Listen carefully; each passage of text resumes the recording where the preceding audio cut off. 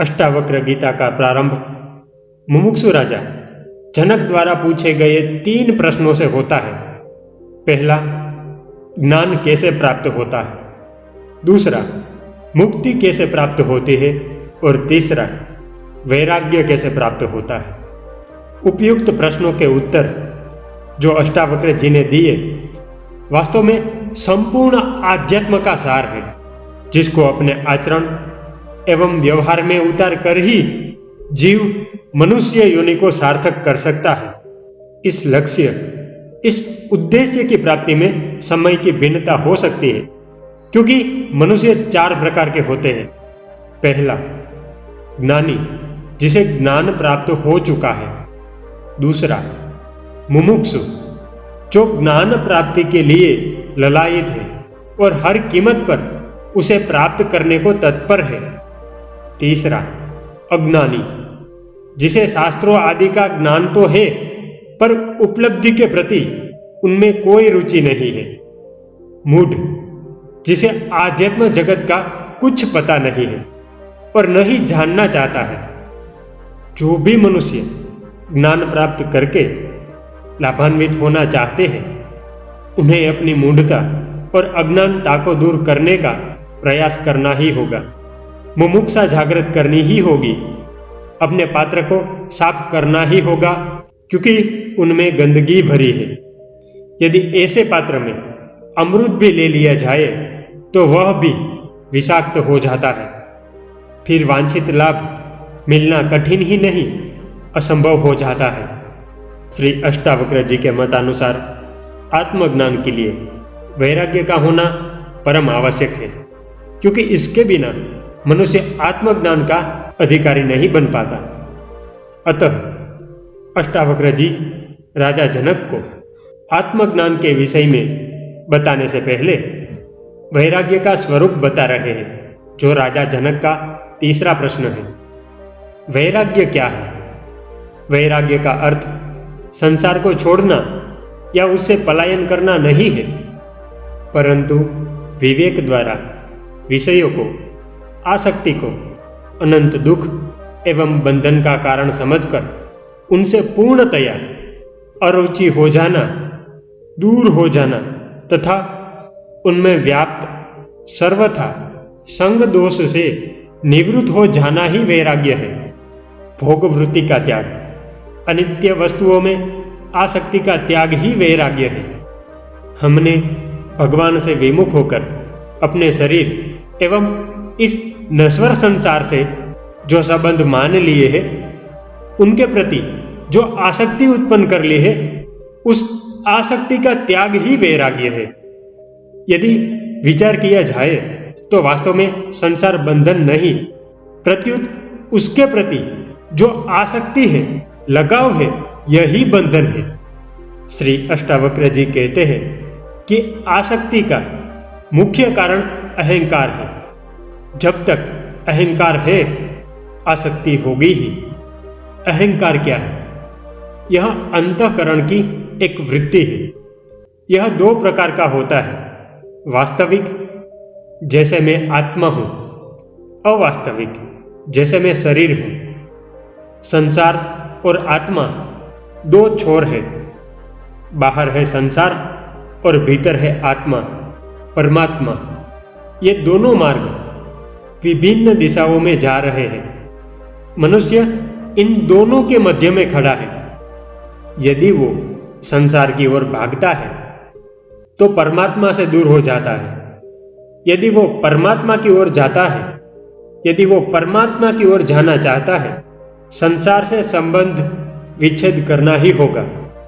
संसार से विमुख होना ही वैराग्य है। यदि मनुष्य संसार के प्रति आसक्ति का केवल त्याग भर कर देता है तो वो ज्ञान प्राप्ति का अधिकारी बन जाता है। मनुष्य के अहंकार के कारण ही लोभ, मोह, वासना आदि पैदा होते हैं, जिससे वो कर्म झाल के इस बंधन में फंस जाता है। अब आत्मज्ञान के संदर्भ में श्री अष्टावक्र जी द्वारा दिए गए वक्तव्य के सारत्व पर चर्चा करेंगे। आध्यात्म जगत में ज्ञान का अर्थ है आत्मज्ञान। आत्मज्ञान ही परमात्मा का ज्ञान है, क्योंकि आत्मा से परमात्मा भिन्न नहीं है।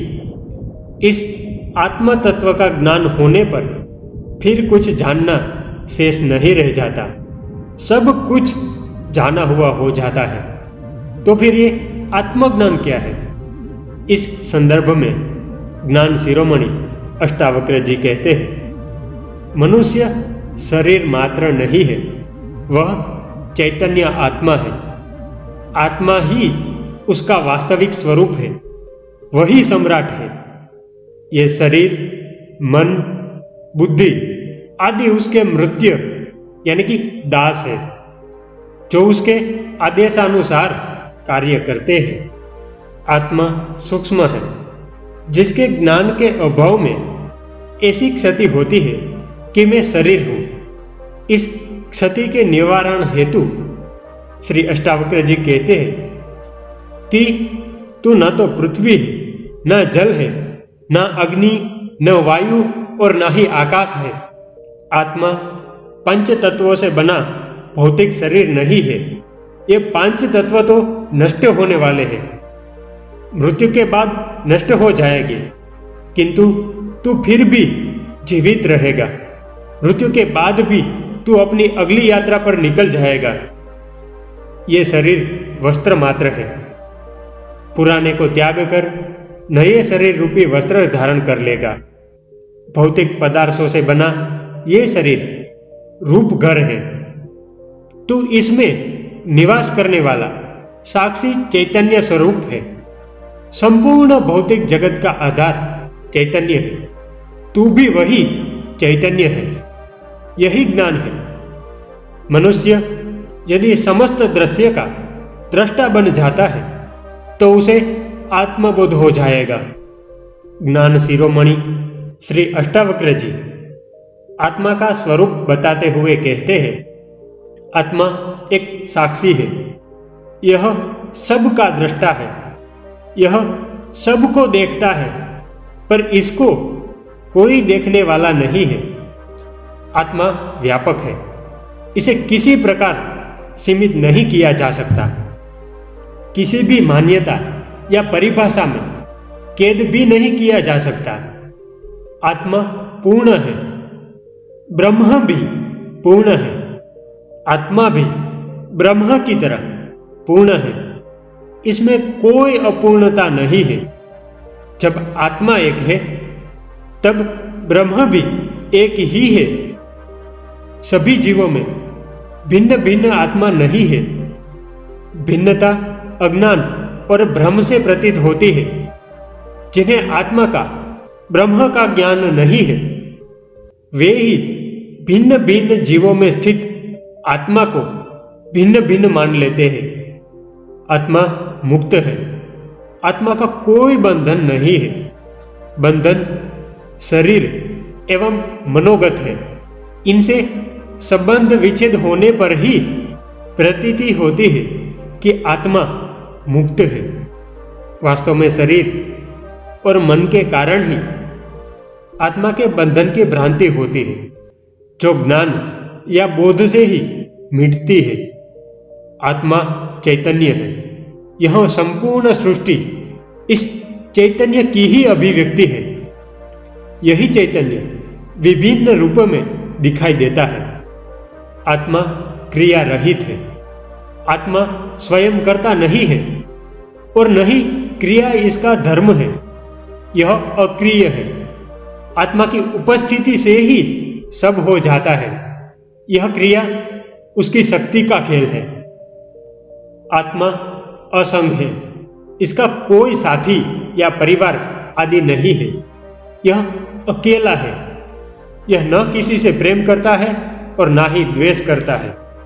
यह अकेले ही सर्वगुण संपन्न है। आत्मा निस्पृह है। इसकी कोई इच्छा नहीं है, आकांक्षा अथवा अपेक्षा नहीं है। यह न प्रसन्न होता है और न ही क्रोधित। इनमें न कोई हलचल होती है और न ही कोई तरंग उठती है। आत्मा इन सांसारिक कार्यों में लिप्त नहीं होता यह सर्वथा निर्लिप्त रहती है। यह संसार उसी की अभिव्यक्ति है, यह उसका शक्ति प्रदर्शन है। आत्मा का ना कोई वर्ण है, न आश्रम है और ना ही कोई जाति है। आत्मा ना तो कर्ता है, ना भोक्ता, ना भोग्य विषय है। इन तीनों से परे असंग, निराकार और विश्व का साक्षी मात्र है, केवल दृष्टा है। आत्मा साक्षी मात्र दृष्टा है। अज्ञानी मनुष्य को भ्रमवश ऐसा लगता है कि आत्मा ही सब कुछ कर रही है, पर वास्तव में आत्मा केवल साक्षी मात्र है, मात्र दृष्टा है। इस प्रकार आत्मा के स्वरूप को जानना आत्मज्ञान है। बहुधा यह देखा जाता है कि मनुष्य आत्मज्ञान प्राप्त करने का प्रयास तो करता है, पर असफल रहता है। इन कारणों पर चर्चा करते हुए अष्टावक्र जी कहते हैं, आत्मज्ञान की प्राप्ति ना होने के कारण मुख्य रूप से उन्होंने 3 कारण बताए हैं। पहला, स्वयं का मुमुक्षु न होना। दूसरा, स्वयं में पात्रता का अभाव होना।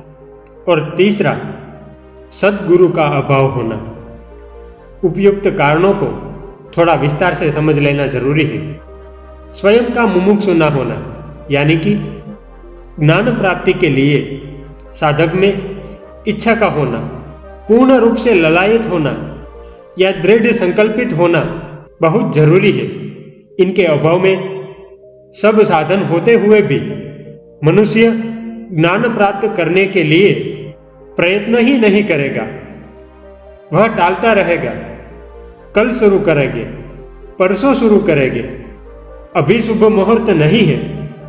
इस प्रकार वह आलस्य, प्रमाद में समय नष्ट करता रहेगा और अंत में खाली हाथ ही रह जाएगा। अतः ज्ञान प्राप्ति के लिए अपने में मुमुक्षा उत्पन्न करना जरूरी है, तभी वह आत्मज्ञान की प्राप्ति के लिए हताश हुए बिना सतत प्रयत्न कर सफलता प्राप्त कर सकेगा। स्वयं में पात्रता का अभाव होना यानी कि मनुष्य ने भगवान से विमुख होकर अपने शरीर से, संसार से अपना घनिष्ठ संबंध बना रखा है। इस कारण उसने माया, मोह, राग, द्वेष, ईर्षा आदि से अपने को भर रखा है। उसके मन में, हृदय में ज्ञान के लिए कोई जगह ही नहीं बची। इस प्रकार जब कोई पात्र पहले से ही बेकार की वस्तुओं से पूरा भरा है, तो उसमें अन्य कोई काम की वस्तु कैसे रखी जा सकती है? इसके लिए पहले पात्र को खाली करना पड़ेगा, साफ करना पड़ेगा, तभी उसमें उपयोगी वस्तु रखी जा सकती है। अतः मनुष्य को पहले अपने को खाली करना पड़ेगा, संसार से अपने जोड़े हुए संबंध को तोड़ना पड़ेगा, तभी उसमें पात्रता विकसित होगी और वह ज्ञान की प्राप्ति का अधिकारी बन सकेगा। अतः पात्रता के लिए मुमुक्षा, प्रखर प्रज्ञा, श्रद्धा, समर्पण, नम्रता आदि गुणों का होना आवश्यक है। सद्गुरु का अभाव होना यानी कि किसी भी क्षेत्र में गुरु की अनिवार्यता को नकारा नहीं जा सकता। फिर आत्मज्ञान की प्राप्ति के लिए तो सद्गुरु की आवश्यकता और भी अधिक है। पर्दा हमारी आंखों पर पड़ा है, आत्मा पर नहीं। वह तो निर्वस्त्र है, प्रत्यक्ष सामने है, देखने की क्षमता मात्र चाहिए। सद्गुरु दृष्टि या बोध देकर उसे अनावृत करता है। सद्गुरु वही है जिसने कुछ पा लिया है, क्योंकि वो ही कुछ दे सकता है जिसके पास कुछ है। जिसके पास कुछ नहीं है वो कुछ भी नहीं दे सकता, वो तो किसी दूसरी जगह भटका देगा। अतः ज्ञान की प्राप्ति के लिए सद्गुरु की खोज करनी होगी।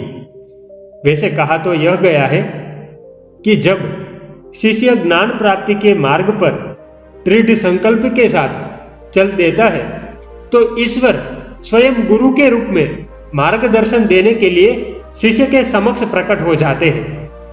पर इसके लिए शिष्य को ज्ञान प्राप्ति के लिए अपने में जिज्ञासा जागृत करनी होगी।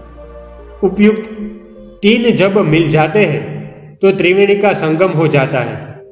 तब एक विस्फोट होता है, घटना घटित हो जाती है और चेतना अर्थात जागरूकता प्रकट हो जाती है।